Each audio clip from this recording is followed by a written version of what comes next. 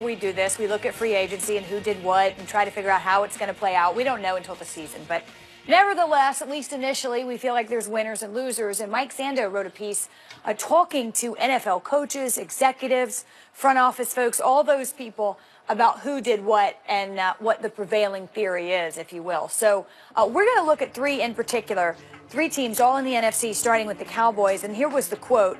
Again, they are anonymous, but I think they are still going to try to muscle Dez to take a pay cut. I like Hearns. Health issues are a question mark with him. And really, just how the Dallas offense is being operated right now, Jason Witten and Cole Beasley are the top two targets in that offense since Dak Prescott became the quarterback. Do you really need Dez? I don't know.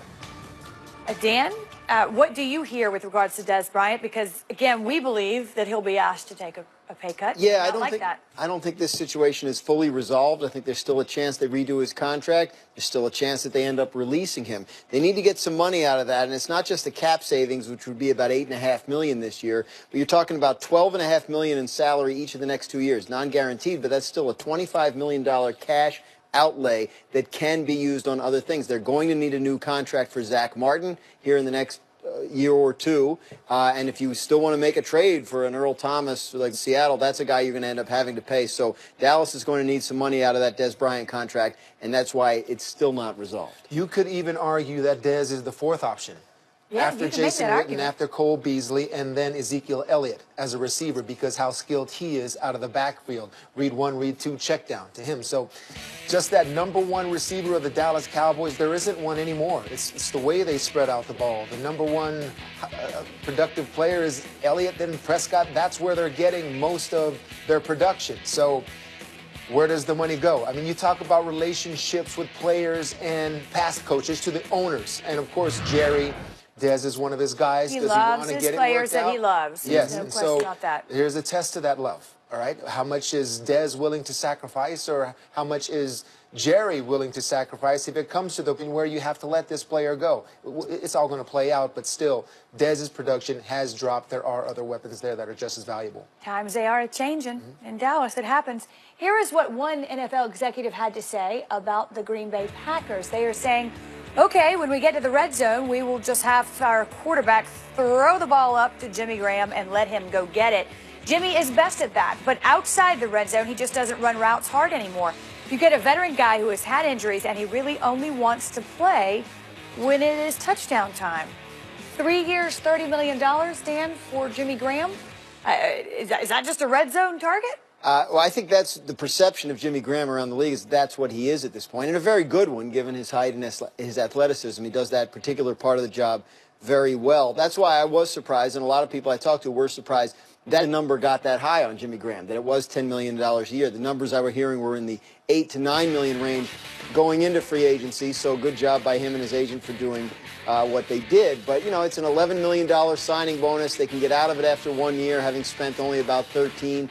So the Packers sign a free agent tight end every year now, it seems. So maybe it doesn't work out. But look at Jordy Nelson at the end in Green Bay. That's pretty much what Jordy Nelson had become, was the red zone target for Aaron Rodgers, and a reliable one. So if there's a seamless transition to Jimmy Graham in that role, then it could work for them. Is that scouting report fair? Are we seeing a decline with Jimmy Graham?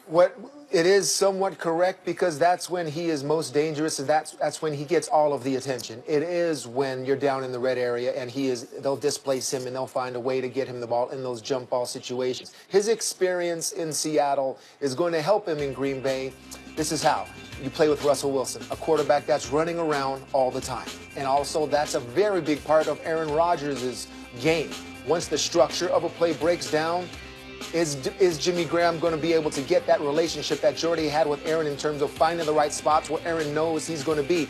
This can be a game, a football field full of jump balls for Jimmy Graham, because when that structure breaks down for Aaron, he does take off often. He'll look for you and throw it up. He'll see a 6'7", 6'8" player, and he'll throw jump balls all day long.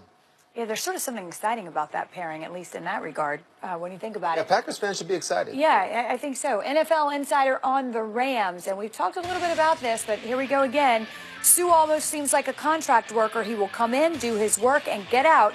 He is not as invested. If they start losing early, can they handle all those personalities at once? And that's the question, even though when you look at it on paper, this defense is tremendous. But Dan, what is the perception, if you will, of Ndamukong Suh around the league? These anonymous quotes. I mean, like it's you know, it's easy to say something like this about a guy, and we talked about this with the young players early in the show. It gets dicey. Look, the perception of Ndamukong Suh around the league is someone who's made a lot of money, right? I mean, his last contract was record-setting. His last couple of years in Detroit were way beyond market value because of the way they played the franchise game. So there is a concern when you have a guy who's made a lot of money, who's on the other side of 30. And of course, as we discussed earlier, there are the concerns about all the personalities in the defensive room now for the Rams. But I will say this, the Rams believe in their coaching staff. They believe in Sean McVay. They believe in Wade Phillips on the defensive side of the ball. And they wouldn't be making these moves if they didn't think these guys could coach it. So Ndamukong Suh for 1 year. I mean, if you want a guy if you have a guy who's a contract worker, you sign him for 1 year. I mean, that's exactly what they should do. So I think he's still a guy that people view as someone who can change the game, especially when paired with someone like Aaron Donald in the middle of that. But what if there's some struggles in the early going? Do you have concerns? And I think you referenced this earlier.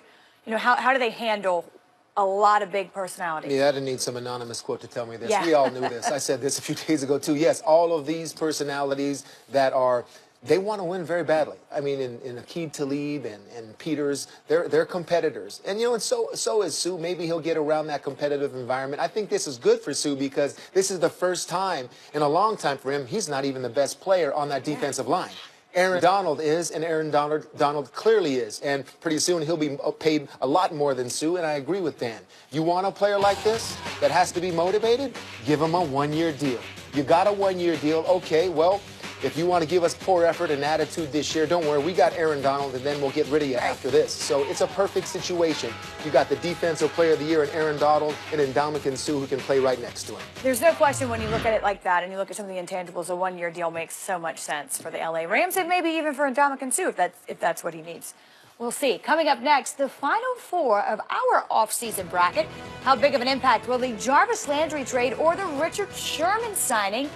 Again, motivated players. How much will that matter to their new team? Stick around, find out. You have a vision,